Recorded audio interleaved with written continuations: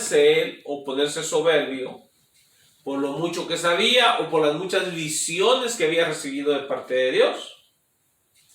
Porque el evangelio le fue revelado al apóstol, porque él no anduvo con Jesucristo cuando Jesucristo andaba en la tierra, sino él mismo dice que como un abortivo, o sea, como alguien que nació fuera de tiempo, llegó al ministerio, porque fue el último.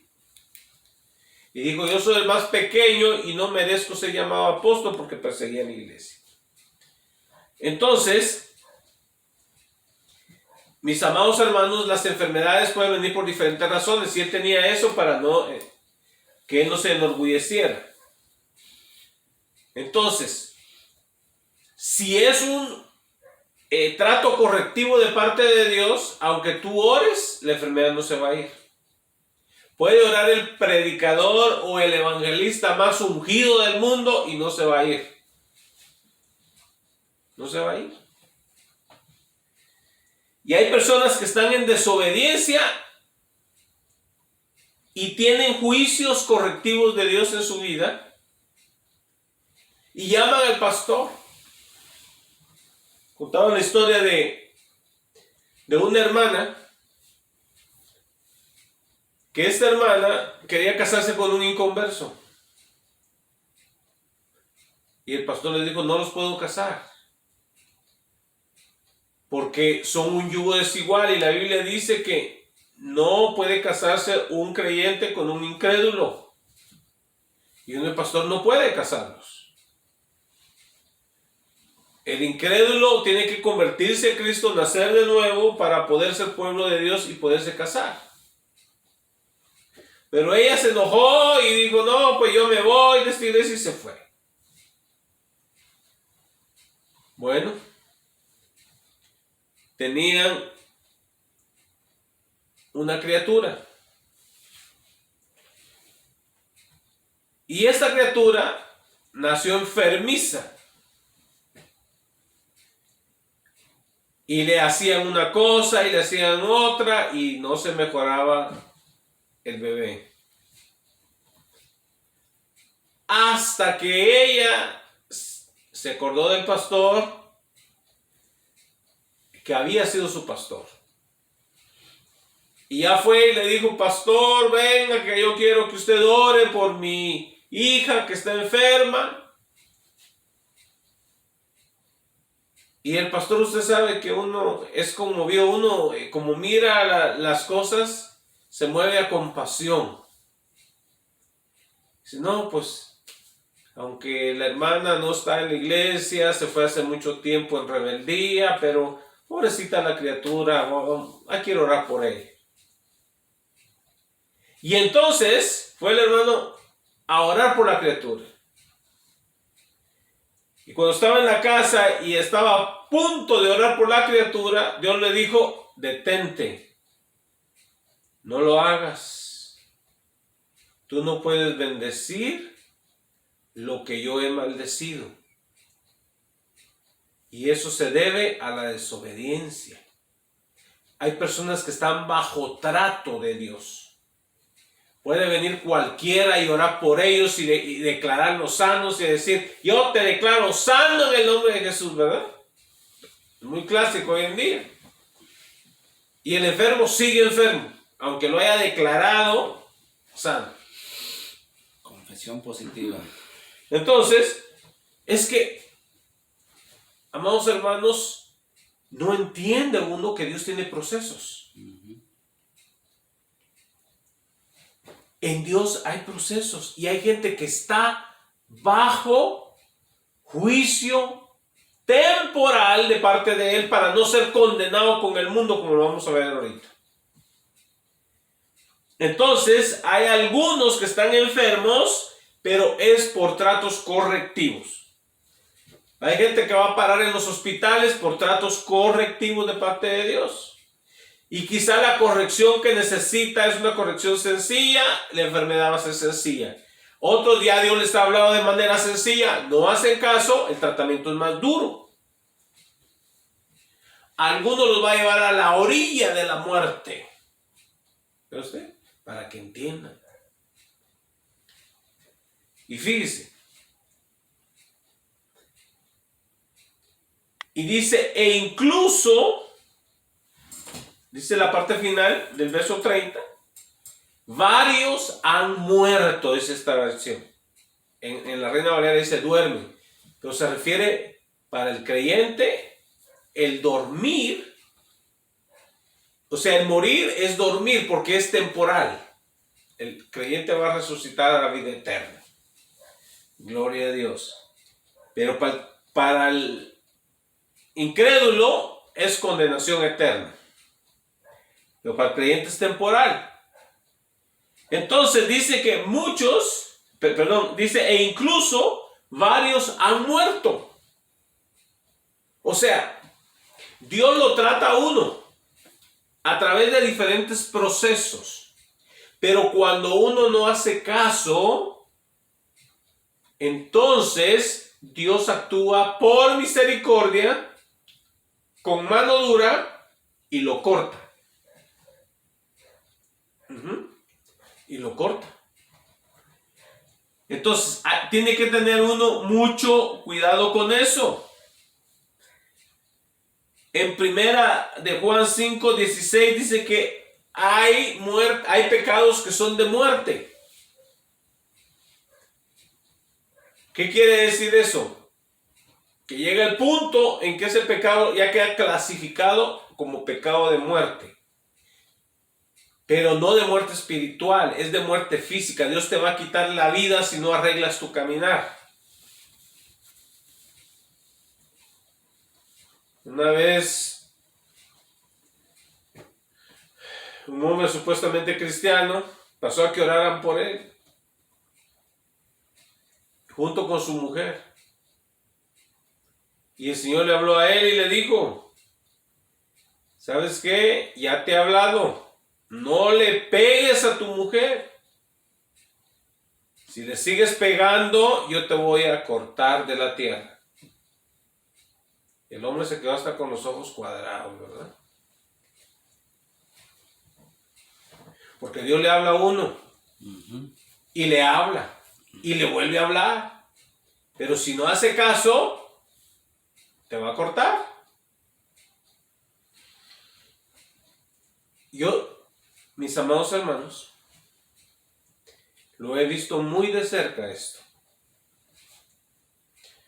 Conocí a alguien, algunos que me conocen ya saben de quién estoy hablando. Conocí a alguien muy cercano, que conoció a ese alguien de Dios. Por mucho tiempo su mamá era cristiana. Él fue por un tiempo. Y Dios le hablaba, y le hablaba, y le hablaba, y le hablaba, y no se arreglaba. Le gustaba seguir tomando, mujeriando, y tenía muchos hijos. Pero él no se centraba en sus hijos, sino en andar con sus amigotes. Y Dios le hablaba. 3 veces estuvo cerca de la muerte. Y Dios le dio chance. 3 veces. La 4ª vez lo tiró en cama por 5 años. 5 años lo tiró en cama y lo trató en esos 5 años. Y después se lo llevó. Lo cortó. Se lo llevó. Hermano, cuando se ven esas cosas es algo espeluznante.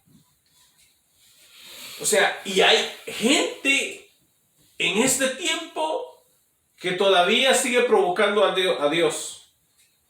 Dios les habla, mira hijo, hazlo de esta manera, de la otra manera. ¿Y sabe qué? No le hacen caso a Dios. No hacen ningún cambio en su vida y siguen en la misma ruta. Hermanos, en el libro de Hebreos dice la Escritura, porque horrenda cosa es caer en manos de un Dios vivo. No es una cosa ligera, horrenda, dice la Escritura. Entonces, Dios nos puede cortar si no hacemos caso. Va a traer esos juicios correctivos. Y luego dice, 31, si nos examináramos a nosotros mismos, no se nos juzgaría. Le está hablando al pueblo de Dios, no le está hablando al mundo. Ahorita.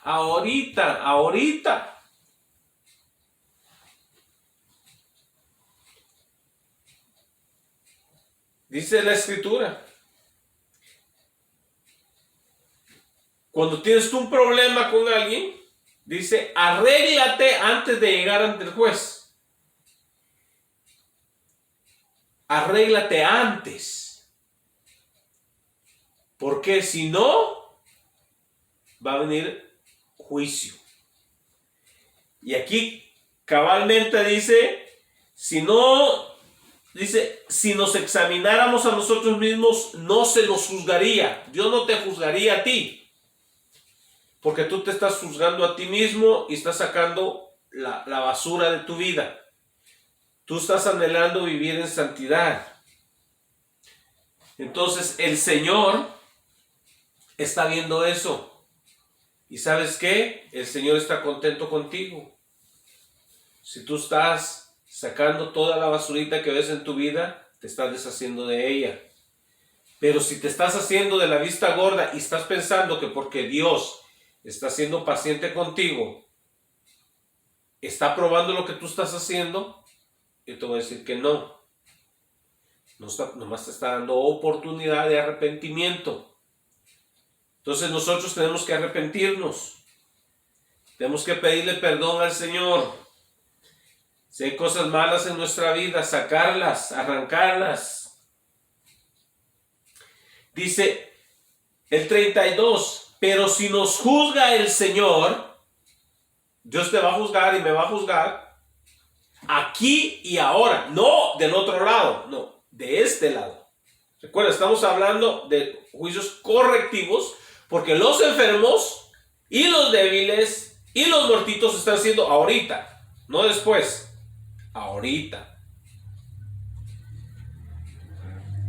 Y los que hacen pecados de muerte son ahorita. Dice, pero si nos juzga el Señor, o sea, si viene el Señor y nos pasa la lupa encima y ve que hay cosas que no hemos querido deshacernos de ella, dice, nos disciplina, o sea, nos trae vara para que no seamos condenados con el mundo. O sea, lo que Él está haciendo ahorita es disciplinarnos, corregirnos para no terminar condenados, echados en el lago de fuego, que es lo último que hay. Entonces, aún el infierno o el lugar de tormento es temporal. Porque un día toda esa gente que está ahí va a ser sacada, juzgada y echada al lago de fuego, todo el que no esté en el libro de la vida. Entonces, y por supuesto, los que están en el infierno pues no están en el libro de la vida. Nada más están mientras se cumplen las etapas que Dios tiene establecidas sobre la tierra. Esa gente está esperando ahí a que se cumpla todo el plan que está sobre la tierra. Entonces después los van a sacar de ahí, que es la cárcel temporal, es la cárcel del condado, quiere decir la cárcel del pueblo, y después se lo llevan a la prisión grande, ¿verdad? Aquí le llaman la cárcel estatal o le llaman la pinta, ¿verdad? Que son las cárceles grandes. Que eso en la Biblia se llama el lago de fuego que arde con fuego y azufre. Ese es al final. Entonces, para no ser juzgados con ellos, mejor el Señor nos juzga ahorita. Entonces, para que tú no te pierdas y vayas a la condenación eterna, mejor te corta para que no sigas pecando. Amén. Y de paso no sigas trayendo mal crédito a la iglesia de Dios. Porque, como dijo un hermano, hay quienes no se avergüenzan del evangelio, digo, pero el evangelio sí se avergüenza de ellos. Amén. Entonces hay que tener cuidado cómo andamos. Amén. Si Dios nos dice perdona, hay que perdonar. Si el Señor nos dice, sé generoso, hay que ser generosos. Porque el Señor nos lo manda. Simple y sencillamente. ¿Quién más te va a juzgar? El Señor, aquí claramente lo dice. Dice, pero si nos juzga el Señor, nos disciplina para que no seamos condenados con el mundo. Yo no quiero ser condenado con el mundo. Y aún si nos quita la vida el Señor, es por misericordia. Y le vamos a agradecer al Señor, porque no queremos ser condenados con el mundo. ¿Y sabes qué? Dice el apóstol Pedro, que el juicio del Señor comienza por su casa. ¿Y cuál es su casa? Su iglesia, su pueblo. Amén. Por ahí comienza. ¿Y cómo comienza el Señor? A unos enfermándolos, debilitándolos y a otros cortándolos. Entonces, mis amados hermanos, tenemos que tener cuidado cómo nosotros andamos. Entonces, el juicio no es de condenación ahorita, sino es correctivo. No es de condenación eterna, es lo que le quiero decir, amén. Entonces, sino que es temporalmente que nos corta el Señor. Y Dios quiere que nosotros como creyentes seamos irreprensibles hasta la venida de Él. Eso es lo que dice 1 Tesalonicenses 5:23. Que estemos irreprensibles quiere decir que en nada el Señor nos reprenda, sino que nos vea y diga, están bien, buen trabajo. Entonces, el Señor quiere que nosotros vivamos caminando, como dice la Escritura, con temor y temblor delante de Él. Amén. El problema de mucho cristiano hoy en día es que no conoce a Dios. Su conocimiento es muy ligero y superficial. Entonces, el creyente necesita conocer a Dios.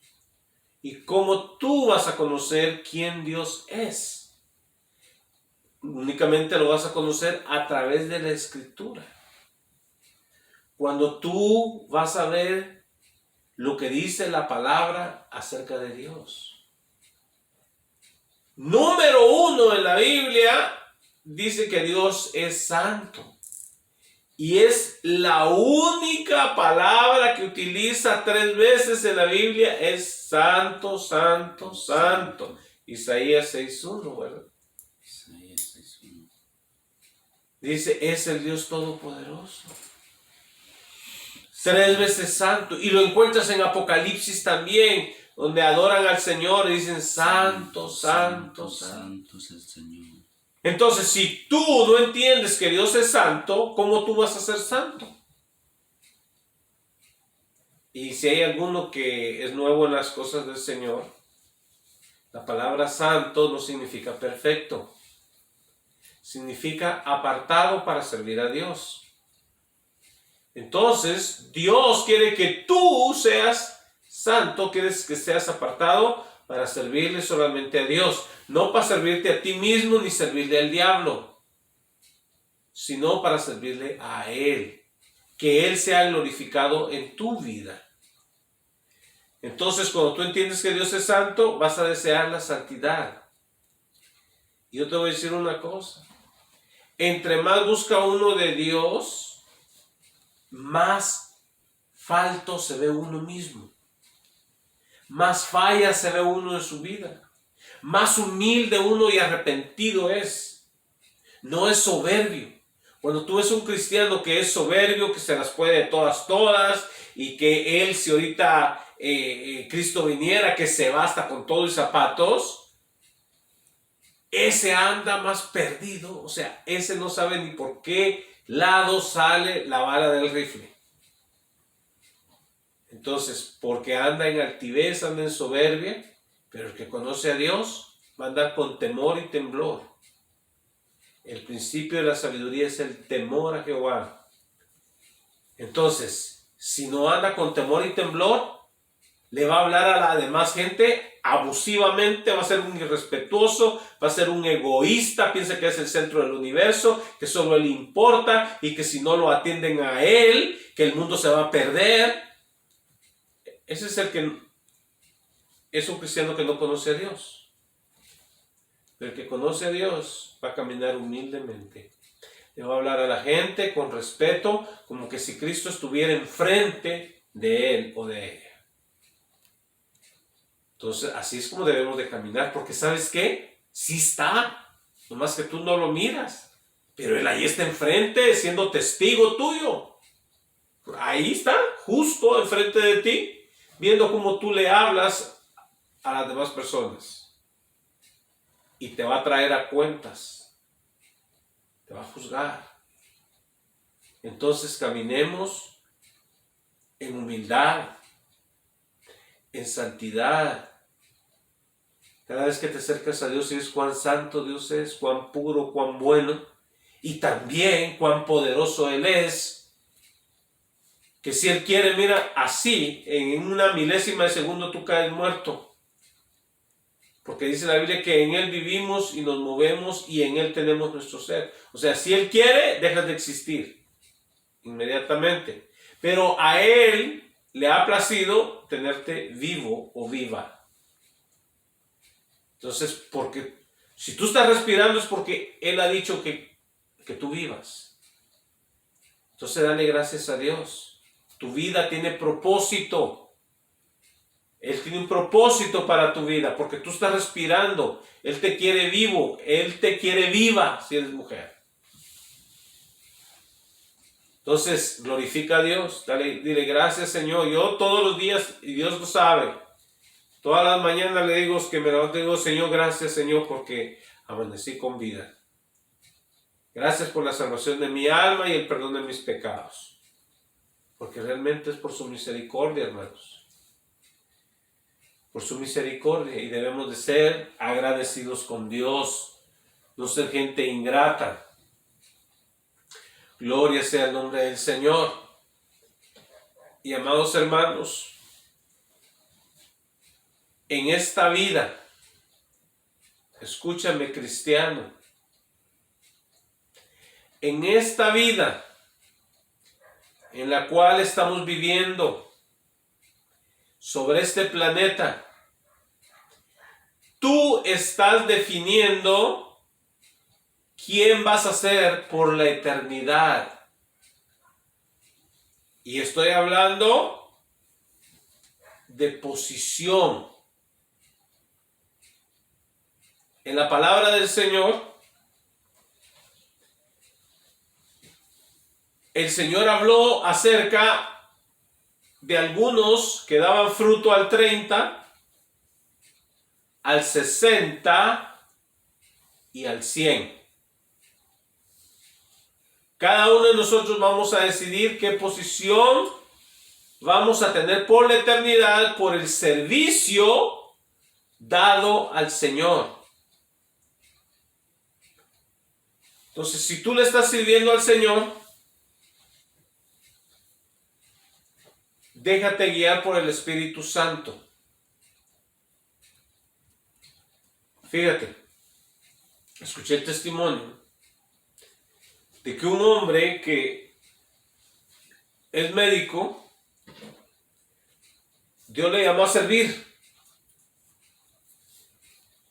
y andaba de misionero viajando por todo el mundo. Pero un día murió y cuando llegó a la presencia del Señor, habían unos libros ahí y en esos libros mostraba un saldo en rojo. Y le preguntó al ángel que estaba ahí, ¿qué significa eso? Y él le dijo, ¿qué significa eso si yo he sido por 30 años siervo de Dios? Y entonces el ángel le dijo, mira, le dijo, eso que tú ves en rojo es deuda. O sea, tú no has acreditado nada.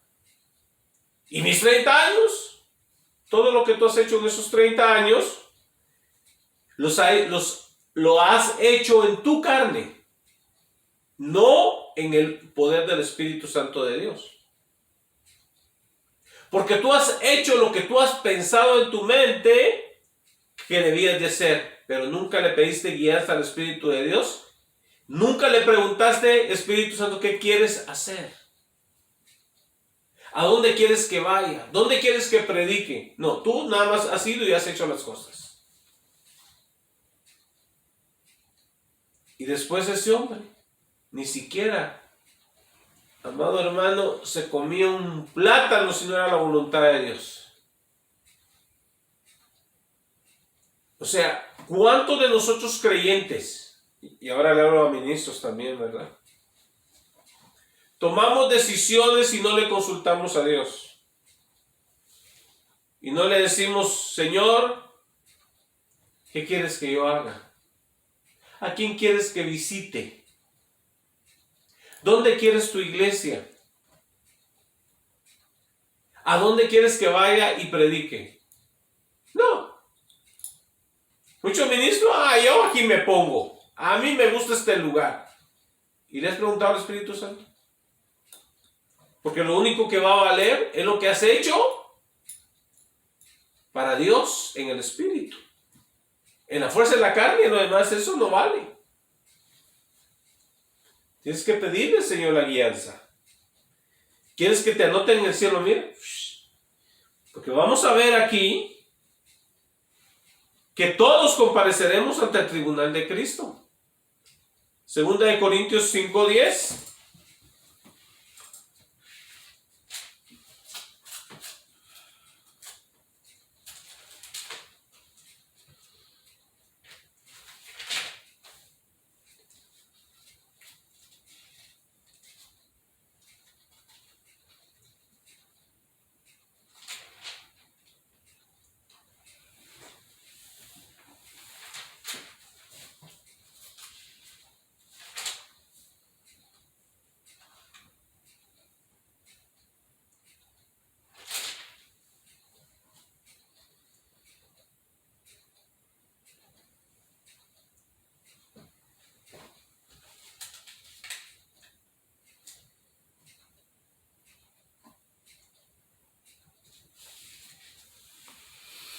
¿Qué lo leo? ¿Estamos ahí? Permítame. No sé si escribí la... Es el 10, porque es necesario que todos nosotros... Sí. Porque es... Sí, amén. Léalo. Dice, porque es necesario que todos nosotros comparezcamos ante el tribunal de Cristo, para que cada uno reciba según lo que haya hecho mientras estaba en el cuerpo, sea bueno o sea malo. Entonces, todos vamos a comparecer ante el tribunal del Señor. Todos. Todos, no hay excepción ninguna para... Y está hablando, recuerde, no le está hablando al mundo. Los creyentes. Está hablando a los creyentes. Que todos vamos a comparecer ante el tribunal porque hay muchas cosas que nosotros hemos hecho como creyentes, buenas, pero con la motivación mala. ¿Sí? ¿Usted no ha visto que en las iglesias cristianas, bueno, no en todas, ¿verdad?, en algunas, ahora ya no se ve tanto, pero en el tiempo de antes se acostumbraban mucho a usar aquellas bancas largas, ¿verdad? Bien lo recuerdo, ¿verdad? Pero en algunas iglesias acostumbraban ponerle una plaquita ahí quién había donado esa banca, que le caben como 10 personas ahí sentados, y decía donado por la familia fulana. O sea, ¿para qué le ponen nombre? No dijo Jesús que no sepa tu mano izquierda lo que hizo la derecha. O sea, ¿por qué tocas trompeta? Esa es vanagloria. O sea, quienes hacen cosas buenas, o sea, se necesitan bancas en la iglesia, sí se necesitan. Pero no necesita tocar un altoparlante porque tú donaste la banca. No, calladito, que nadie sepa. Entonces, en aquel día va a haber mucha gente que hizo muchas cosas y va a decir, yo lo hice por el Señor, pero mentiras, era para que te alabaran a ti. No, que yo escribí un cheque por $10,000. Pero lo hiciste para que todos se fijaran en ti y dijeran, wow, qué hermano tan generoso. Ya tuviste tu recompensa, esa fue tu recompensa. Allá en el cielo no hay. Allá eso va a ser hojarasca y se va a quemar. Entonces tenemos que tener cuidado nosotros que lo que hagamos sea para el Señor, no para gloria nuestra. Si no, vamos a recibir pérdida. Entonces, mi amado hermano, también hay pérdidas de corona. Apocalipsis 3:11 dice, retén lo que tienes para que ninguno tome tu corona. Va a haber gente sin corona. Les digo, muchos van a tener nada más, como dicen en mi país, una pitilla en la cabeza nomás, le da un lacito ahí nada más. No van a tener corona. Porque no han retenido lo que Dios les ha dado. Van a perder su corona. Otro va a llevar su corona que les correspondía a ellos. A muchos Dios les da oportunidad y les dice, mira, sírveme aquí. Y dice, oh no. Les dice, sírveme en Paso Robles. Te quiero usar aquí. Y dice, oh no, yo me quiero ir para Massachusetts, para Boston. Y se van. ¿Y qué pasó? ¿No estamos para agradar al Señor? No es para agradarnos a nosotros mismos, sino para agradar al Señor. Entonces tú tienes que pedirle permiso al Señor. Tienes que preguntarle, Señor, ¿dónde me quieres usar? ¿Dónde quieres que yo viva? No te muevas nomás así.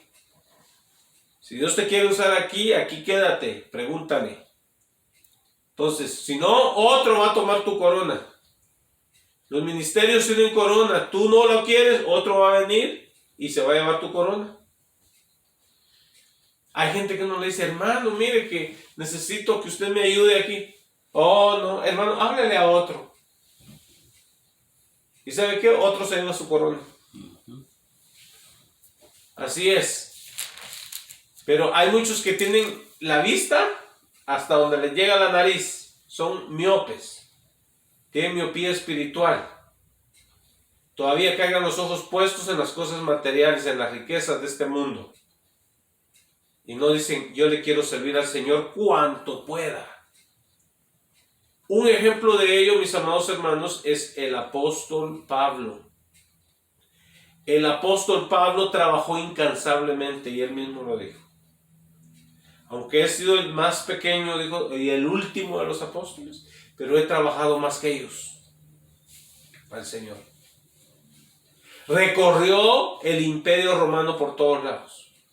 Fundó iglesias por todos lados. Pero al final de su vida, lo único que tenía era lo que vestía. Cuando le cortaron la cabeza, no tenía ni lingotes de oro, ni joyas preciosas, ni casas que distribuir, nada más que la ropita que traía puesta después de años y años de arduo trabajo para el Señor. Era lo único que tenía. Y fue con lo único que se fue, y él mismo había dicho anteriormente, sin nada vinimos a este mundo y sin nada nos iremos. Lo único que nos llevamos es el servicio a nuestro Dios. Lo único, un servicio sincero, un servicio de todo corazón. Galardones también. En 2 de Juan, versículo 8, dice que tengamos cuidado de que no vayamos a perder nuestro galardón. ¿Hay galardones también? La Biblia habla de que se le dio talentos y lo negociaron. Al que se le dio 2, los negoció, hizo 4. Al que le dieron 5, hizo 10. Y a uno que se le dio solo 1, lo enterró. Y después, cuando vino el juicio de obras, aquel no tenía nada. Y ese que tenía 1 se lo dieron al que tenía 10. ¿Ve usted? Así le va a pasar a muchos que no quieren servir al Señor ni trabajar para el Señor. Bueno, entonces, amados hermanos, en esta vida van a haber pruebas. ¿Sí? Van a haber pruebas. Pero las pruebas que Dios permite que vengan a nosotros son para quitarnos la escoria que habíamos acumulado del mundo y la traíamos con nosotros. Esas pruebitas, miren, nos sacuden y nos van puliendo y nos van quitando la escoria. Pero una cosa es la prueba y otra cosa es la tentación. La tentación no es de Dios. Dios no es tentado. La tentación viene del diablo. Pero el diablo te trae la tentación para hundirte. Entonces, debemos de aprender a discernir. Cuando tienes una tentación, no digas, oh, tengo una prueba. No, eso no es prueba. Es tentación. Y el diablo está apelando a tus deseos para que tú colapses, para que tú caigas de tu vida espiritual. Entonces, mi amado hermano, tienes que aprender la diferencia. Si es tentación, viene de tu propia carne, estimulada por Satanás.